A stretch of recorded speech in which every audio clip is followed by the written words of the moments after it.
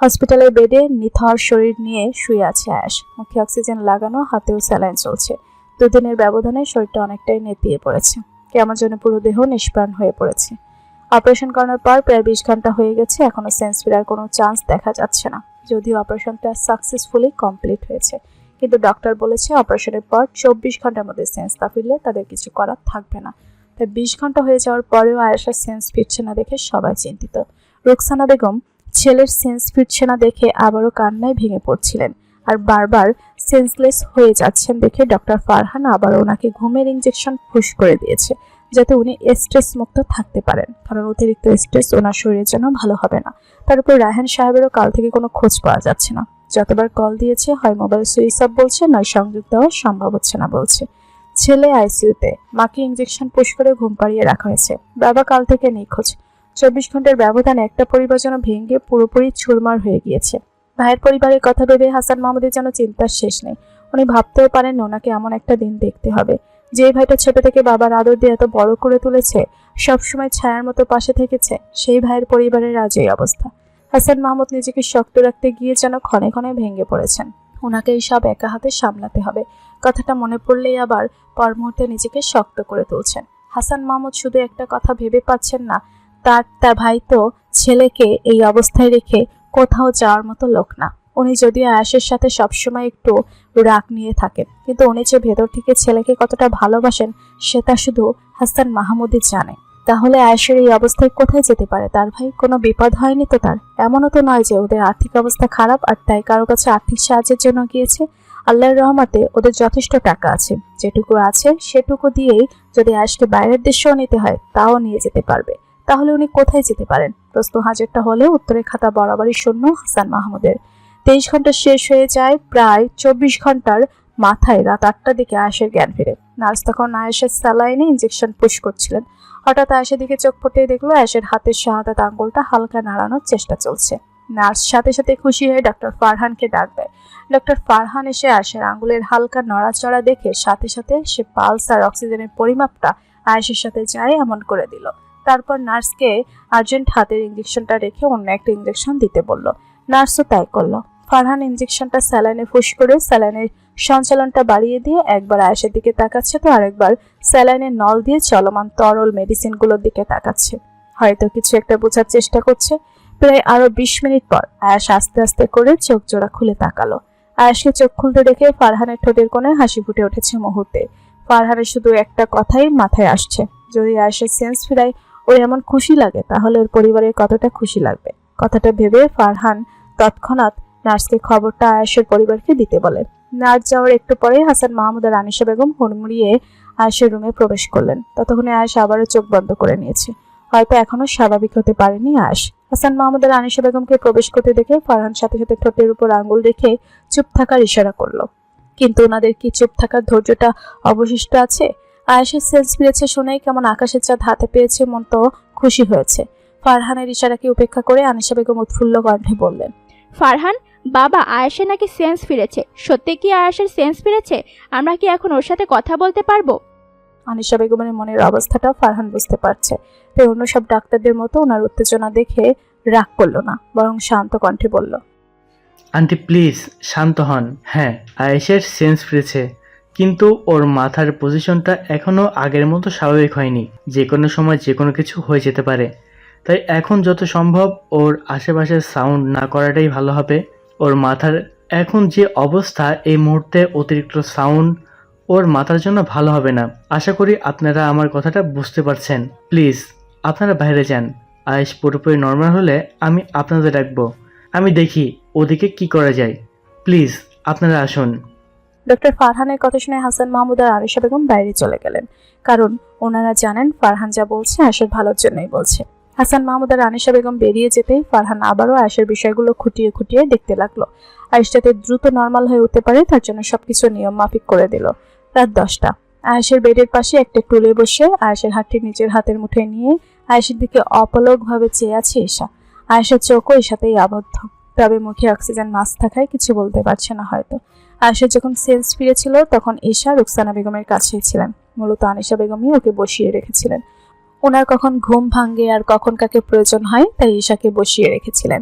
ফলে আয়েশের সেন্স ফেরার বিষয়টা ঈশার অগোচরাই থেকে যায়। যখন মায়ের কাছে শুনলো আয়েশের সেন্স ফিরছে আর এক মুহূর্তও দেরি করেনি, আনিশা বেগমকে রুকসানা বেগমের পাশে বসিয়ে দৌড়ে আয়েশের কাছে চলে এসেছি।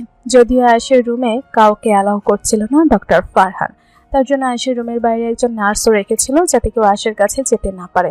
আবার আনিশা বেগমও ওকে অনেক বারণ করেছে, কিন্তু ঈশা কারো বাধা শুনেনি।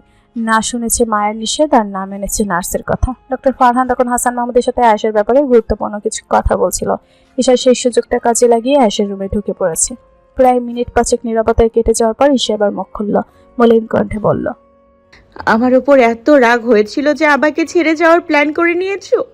নিজে না হয় চলে গিয়ে ভালো থাকতে, কিন্তু একটাবারও কি ভেবে দেখেছো আমি মানুষটা কেমন থাকতাম? তুমি চলে গেলে আমি তো এমনিই মরে যেতাম। কেন করলে এমন? ফারহান ভাইয়াকে নাকি বলেছিলে সময় থাকতে অপারেশনটা করাবে, তাহলে 1 সপ্তাহ আগে সেই সিদ্ধান্তটা কেন বদলানো হলো শুনি? আমার উপর রাগ করেই তো, তাই না?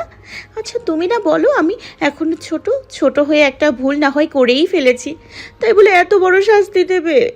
আয়েশ নিশ্চুপ, অপলকভাবে ঈশার দিকে তাকিয়ে থেকে ঈশার কথাগুলো শুনছে ঠিকই, তবে মুখে কিছু বলছে না। ওকে দেখে বোঝার উপায় নেই নিজ থেকে কথা বলছে না নাকি কথা বলার মতো শক্তি পাচ্ছে না এখনো। কিন্তু আয়েশের চুপ করে থাকাটা যে ঈশার হজম করতে কষ্ট হচ্ছে। ও যে আয়েশের চুপ করে থাকাটা মেনে নিতে পারছে না কিছুতেই। তাই তো আয়েশকে চুপ করে থাকতে দেখে কপট রাগ দেখিয়ে বলে উঠল, কি হলো, চুপ করে আছো কেন? এখন কি চুপ থাকার পণ করেছো?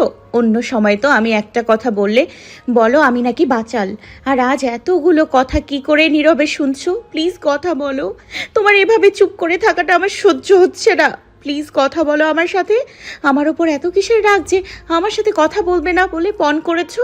আচ্ছা ঠিক আছে, আমি যখন অপরাধ করেছি তাহলে আমাকে শাস্তি দাও, আমাকে মারো বকো যা ইচ্ছা করো, তারপর প্লিজ একটাবার কথা বলো। কথাগুলো বলতে বলতে ঈশা একসময় অঝরে কেঁদে দিয়েছে।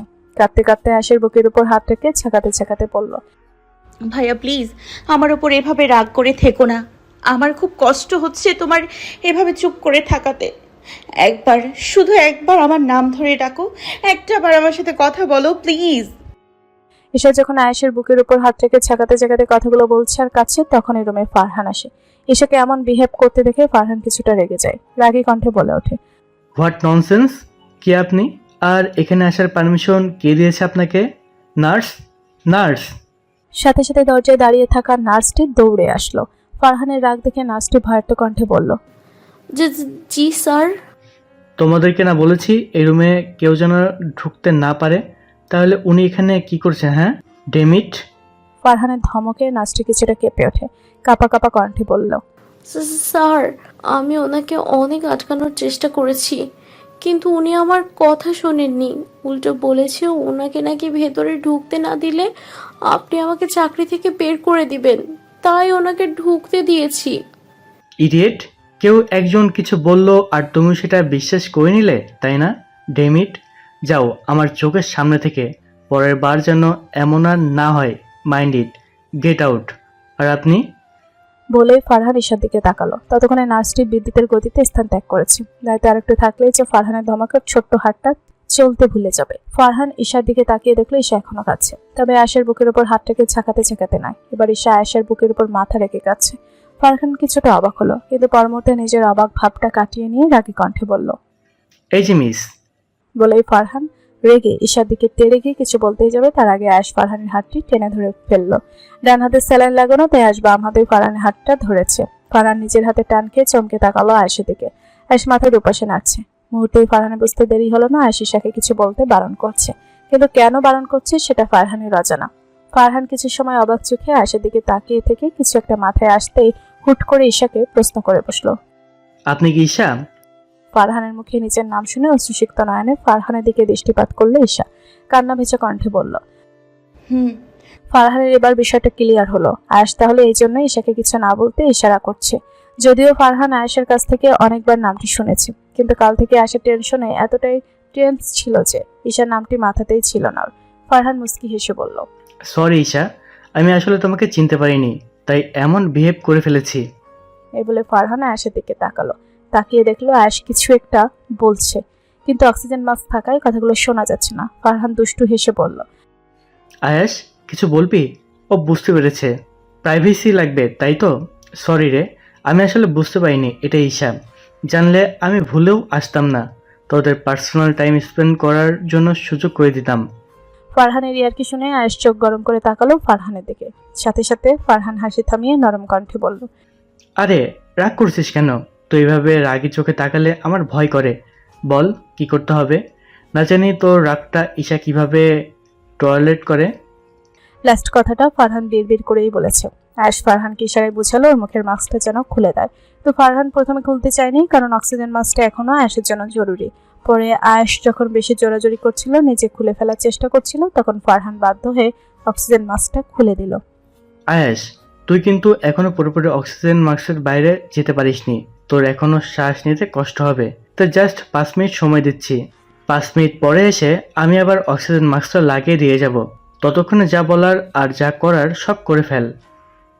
লাস্ট কথাটা ফারহান দুষ্টুমি করেই বলল। আয়েশ কিছু বলল না, ফারহান চলে গেল। ফারহান চলে যেতে আয়েশ এবার ঈশার দিকে দৃষ্টিপাত করলো। কাঁদতে কাঁদতে ঈশা নাজেহাল অবস্থা, চোখের পানি যেন থামছে না। আয়েশ হালকা মাথাটা তুলে বাম হাতটা বাড়িয়ে ঈশার চোখে জলটুকু আলতো হাতে মুছে দিতে দিতে নিচু স্বরে বলল, এভাবে কাঁদলে শরীরে পানির শূন্যতা দেখা দিবে তো। Stop crying. এভাবে কাঁদার কি আছে? আমি এখনো মরে যাইনি।